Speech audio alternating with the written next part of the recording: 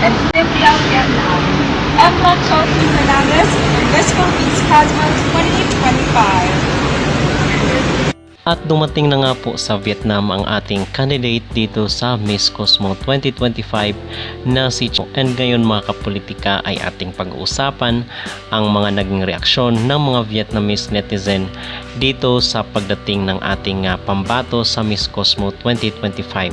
Pero bago ang lahat ay huwag kalimutang mag-like at mag-subscribe na rin kayo para updated kayo sa ating mga latest issue.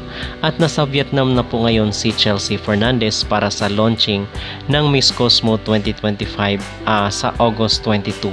So dito is makikita natin na kung saan ay handang-handa na talaga ang ating pambato dito sa kailang beauty contest na kung saan ay gaganapin sa 4 na bansa.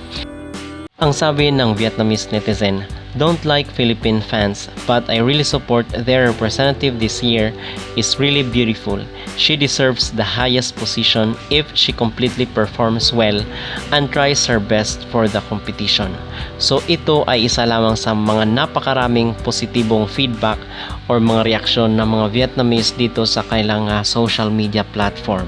So nababasa naman natin at hopefully ay maganda ang maging kapalaran at hopefully ay si Chelsea dahil yun naman ang kanyang target na maiuwi ang first crown ng Miss Cosmo para sa taong ito. At makikita natin na talagang inabangan ng mga Vietnamese netizen si Chelsea Fernandez.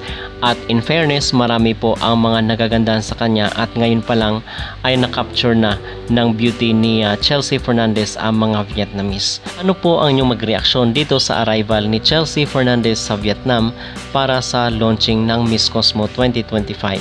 Mag-comment down below at huwag kalimutang mag-like at mag-subscribe na rin kayo para updated kayo sa ating mga latest issue.